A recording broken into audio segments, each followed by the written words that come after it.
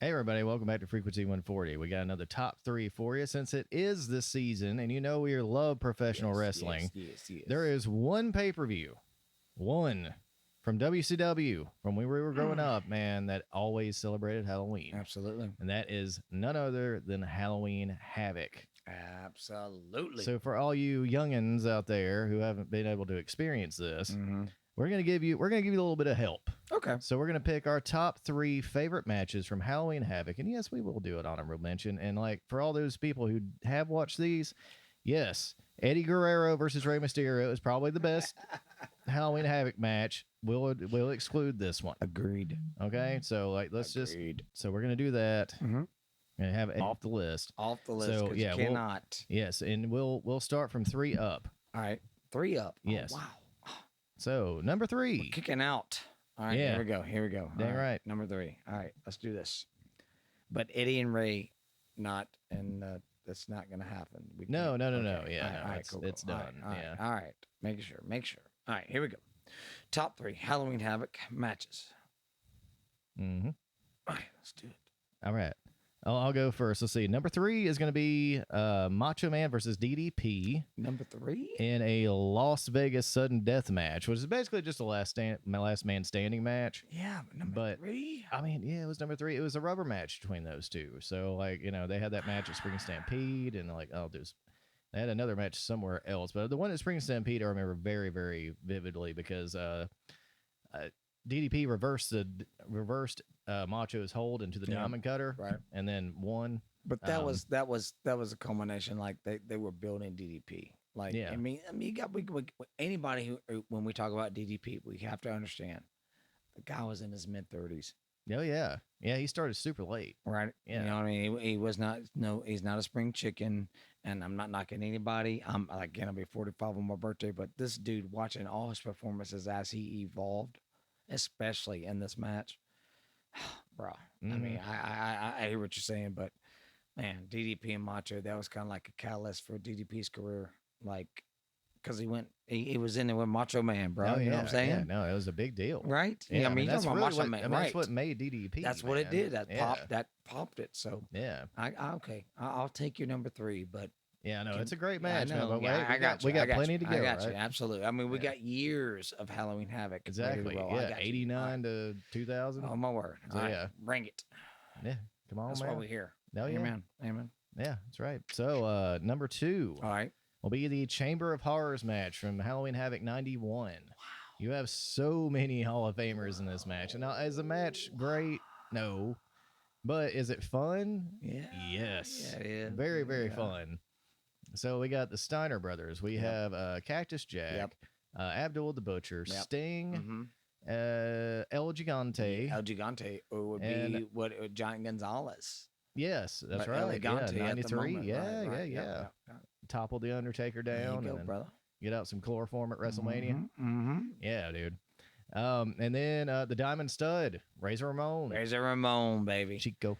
Even before the Razor Ramon was Razor Ramon, when I saw the Diamond Stud, I thought to myself, man, right on. And then I saw Razor Ramon, I was like, well, shit, that's just a Diamond Stud. That's all it is. You know what I'm saying? I mean, no offense to you, but that's what it was. He already had it. It was. Yeah. It was. Right on. Yeah, he's put a little bit more accent on it. A little bit. Yeah, Cuban. But I love they still the toothpick flick. Oh, yeah. That's iconic, man. Absolutely. Yeah. That's how I want to end any discussion that I have, right or wrong. Mm-hmm. Toothpick flick. We're done. Thank you. Don't matter. That's right. Done. That's right. It's over. Like, come on, man. What are you going to do then? If I flip a toothpick at you, what you going to answer with? Nothing. Nothing. All right. Thank you. No, I know. And like, dude, this match is just a cluster. I mean, it's so much fun to watch because, okay, so ladies and gentlemen, just in case you haven't watched this match, yes, the whole point of this match is to get the death chair down from the ceiling, which comes down just randomly, just out of nowhere. And it's here like, it is. And you know, you have Tony Schiavone and Jim Ross doing their best here, man. It'd be like, oh, this is the greatest thing ever, and blah blah blah. Selling it, man. Yeah, they're selling it. They should have gotten an Academy Award for this. Absolutely, they sold better than most workers in the match. Yeah, exactly. Oh yeah, man. And so the whole point of this was that when that death chair comes down, you have to put a opponent on the opposite team into Right. that chair, then have another opponent climb to the cage, and then have an electric little Right. switch or whatever happen, and then It's ABC, brother. You put somebody in an electric chair, you flip the switch, and there we go. yeah, We're fried, right? All pretty right. much. Okay, so but what happened? Oh well, it was a botch finish, of course, for a botch match. A Yeah. botch finish for a botched match. That's all right. Yeah. Right, So sweet. okay, so Okay. you see Mick Foley on the cage over there for like what seems like an eternity, and Please tell me you're putting up screenshots. If you can oh find yeah, no, I'm God, gonna, please yeah. tell me And- because we have to have screenshots of this stuff. of course. Yeah. Okay. Good, yeah, good, of course. Right. Yeah. No. Yes, yeah. you're right. You're right. I'm sorry. Yeah, so like he's up there, man, Mm. next to that little switch, and he's like, he's trying to look away because like he knows the finish. Oh yeah. Oh and yeah. so Rick Yeah. Steiner and Abdullah puts Rick in first, Yep. but then he reverses it and puts Abdullah in. Uh-huh. Has trouble getting the last little headpiece on. Because they got a big head. Yeah, and then like you kind of see Mick Foley look over and clearly knowing this is Abdullah, he still mashes the switch. And I then- know. And the whole reaction is something to be. It's monumental, dude. It's probably one of the best acting I've seen ever in my life. Mhm. I speculate. I'm being. Oh yeah, Yeah. Okay. Oh, yeah, it's because good. it was basically it's It's really exactly good. what it is. Yeah. yeah. You put him in the chair and basically I could sit back He and just- go. That's what you got. That was your finish of a match right there. Yeah, That was it, right? that was it, man. Man. Okay. Yeah, But- it- wow. But I mean, try to get out of your head. I remember that match though distinctly because you're right, watching on pay per view and then watching the whole stipulations and then watching Cactus Jack climb and do the thing, but the damn lever came down.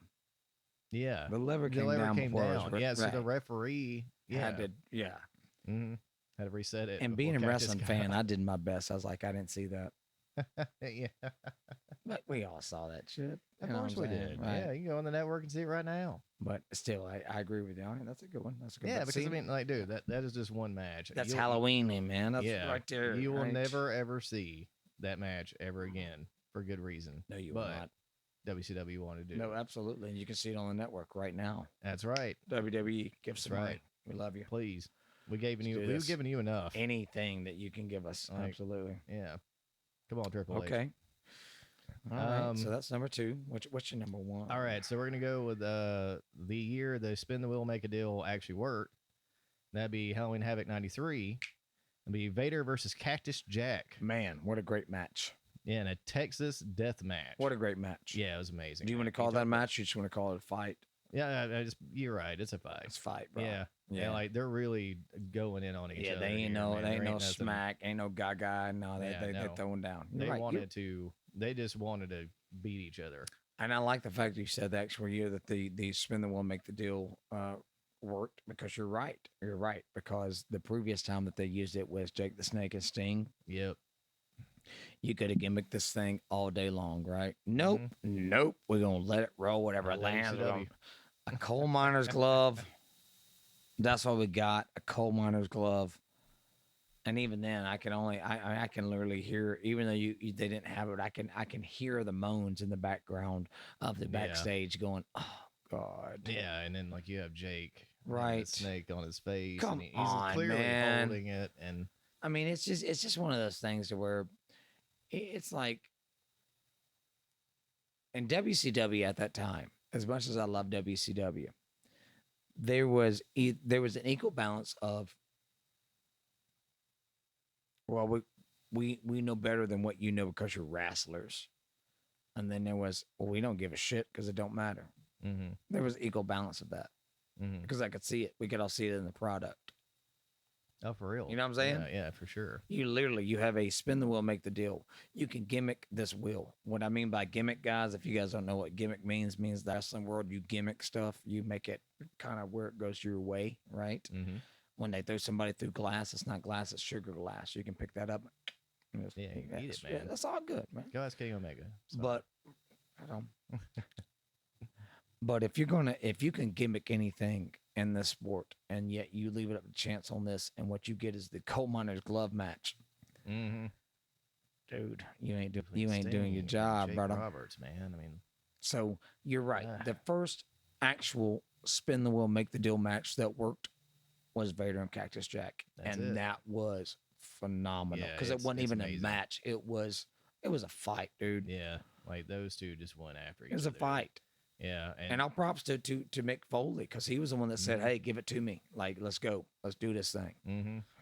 Because that was his guilt. You know, I mean, hey, Yeah, he wanted to prove that he could be a main eventer. that's right. You know, like That's a right. real one up there with Sting and all That's a them. good call, man. I appreciate that one because I didn't even, And that how- kind of yeah. soured him on, that's one of the reasons why he eventually would end up leaving to ECW. Really. Yeah, because I mean they still just were like, You just a stunt man, kind of. Yeah. Right.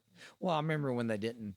He even brought this up in his interviews. Like, the man literally lost an ear in Germany. Yeah. Right. To Vader. To Vader. Right. Yeah. So here you have this match, and they didn't do anything with it. Like, Yeah. I remember thinking, like, man, that's that. I remember even not knowing who Cactus Jack. I mean, I knew who he was, but I wasn't as familiar. But knowing that, dude, you lost an ear. Yeah, I need to hear more about this. But they did nothing with it.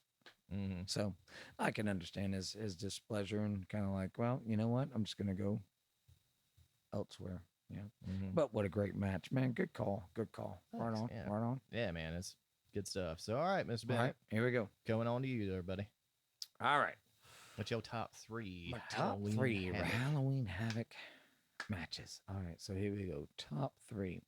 I'm gonna go with what they call it, the Thunderdome. Okay. All right, Yeah, 1989. This is the inaugural Halloween Havoc. Yep. When I was watching wrestling, and I'd kind of gotten back into WCW, NWA about 88 or so. So I was following along, and then all of a sudden, Halloween Havoc came along. Halloween Havoc with that, even the inaugural was just a great thing because you had the box itself. You have the Road Warriors. Mm-hmm. If you can, you had the Road Warriors and they posed. Oh yeah. Halloween Havoc '89. I was like, it's That's man. great. Yeah. Well, And granted, they faced, I think, the skyscrapers that evening. yes. I believe so. Yep. Yeah. But the fact that I was waiting for the Thunderdome, which was the Great Muta, Terry Funk, Ric Flair, and the Almighty Sting. That's right, man. I Yeah, mean, 4 we've been waiting on legends. that. I mean, me Beyond being legends. you being a Sting fan, I've been waiting on this. This was time. This was coming about. It was happening. Mhm. I really enjoyed that match because even with the Gaga, I mean, because granted, no offense, they kept building it up like this cage is electrified. There was plenty of times they hit the cage and nobody got electrified. Nobody Yeah. sold that for anything. I didn't care. Yeah. I just enjoyed the whole, just the whole ambiance of everything. Mhm. Right? You know what I'm saying? It was. And then Yeah, the it's a fact great if match. you watch that match, the coolest one of the coolest thing about the match is not even the end. It's the fact that when one of the set pieces gets caught on fire, the Great Muta goes up and he blows the mist and Yeah. blows out the fire, dude. Amen. So that's Go number Muta. 3. All right, go Muta. We love Great right, Muta here. man. We yeah. love some Great Muta. He's amazing. My word, please. Yeah. If you haven't checked him out, go. You're missing out. I can't even. We need to do a whole new episode. And that's just what Yeah. I'm Oh, saying. yeah. Right? With Muda is amazing. man. Absolutely. So here we go. Number 2. Number 2 match. Halloween Havoc of all time, right? Mm-hmm. And I know this gets a little bit. I understand. Number 2 is going to be Sting versus Sid Vicious. Okay. The reason that I give this match the praise that I do because it was in the midst of Stinger's World Heavyweight Championship run, his very first one.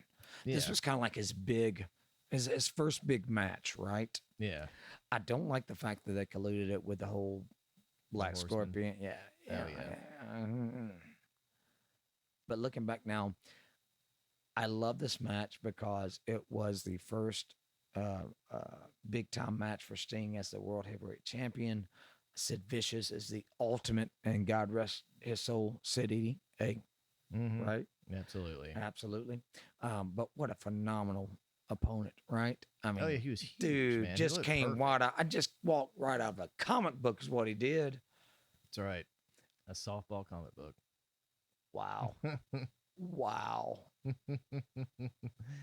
That's a deep dive right there. That's right. But he was a badass softball player too, so we can't hate him. We he can't. was, man. I mean, the man Yeah, was a no, championship softball player. So when he he's said, good. "Hey, I got to go do what He's I got to do," good. you know, hey. Yeah.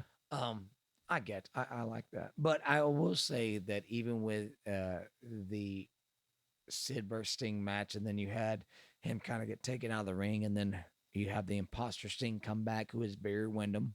Yes. That was crazy because Yeah. he looked a lot like Sting, and when I watched it, I was like, "Oh my god, that's it." And then wait a minute, I realized that Sting doesn't have a rat tail. He didn't have a rat tail, right? Mm. And lo and behold, come to find out, it's Barry Windham, right? Mm. And then on top of that, and this is where I think it kind of all went kind of, just kind of shoddy. I wish Sid would have been given a little bit more time as chasing after the title, right? Because if you think about it, 1990 Great American Bash, he won the title. We're going into Halloween Havoc. You really don't have time for Sid to build a run or to even chase the title. It's just like, well, this is your next big monster, but we're building towards the Black Scorpion. Mm. See what I'm saying? Yeah, sure. I thought that was kind of, as much as I love the match and I love the way it was set up, I thought it was negated because of the fact that even with everything that was going on in the ring, we were still anticipating Black Scorpion. Mm. And that turned out to be a colossal fart in church. Right? I mean, it sucked. Awful. But that's pretty terrible. I'm going to give that my number 2 match because I love the fact, even with all the gaga, that you could have Sting facing such a, it's Sid Vicious, dude. In the graphic, you have the graphic of him facing, right? Mm-hmm. So that's number 2. I know it don't. I don't know it don't count. And be like, what the hell, man? It's number 2. I don't care. It's your list, man. Right? It's my list. Yeah. My point. You too. Number 1. Number 1 is going to be DDP versus Goldberg. Okay. And it didn't even air. It didn't even air, dude. Yeah, I know. That's it's sad because it's such a great match, but that's what it always gets tagged with. Didn't even right. Yeah. They had to literally show it the next night on Nitro because it did not air because unfortunately egos ran amok. Yeah, true. I mean, and also, the Eric Bischoff, all he had to do was call the cable company and be like, "Hey, man, I need a few more minutes. We're going 20 minutes over tonight." And like he ain't got the money, you can do it. Come on, especially now, at that time. Come on, 98, right? They were running, man. They were beating everybody. That match too. It was. Easily the best Goldberg match in WCW. Yes. Period. Yeah. Like no, even as great as Sting is, they didn't really give Sting and Goldberg any time, hardly ever. So when they actually did give DDP time, I know I've watched interviews with him, and he was like, "Oh my god, right? What am I gonna do?" The guy has like 3 moves. Like, how is this gonna work? And like he pretty much had to put on the Triple H hat and be the ring general. That's right. And that's because all those years of experience, like that's where it came into play. That one moment right there. Yeah, and then it was like, all right, we're gonna put Goldberg over, but we're doing it in like 20 minutes. So good luck. And it's just a testament to how good he actually is. And the fact that again, and he would go on to be that 3-time champion. A lot of people don't understand how old DDP is. It's like that old joke in Coming to America. Joe Louis, 135 years old. Yeah. DDP is up there, y'all, and I ain't taking nothing away. That's more credit to him than anything else because really he is up there. But y'all, people don't understand what he did. Everybody. Right? They don't understand at his age what he had to do to overcome what he was doing with. I'll be 45 on my birthday. I know at 35 years old, there's no way in hell I was doing what DDP was doing. No way. Mm-mm.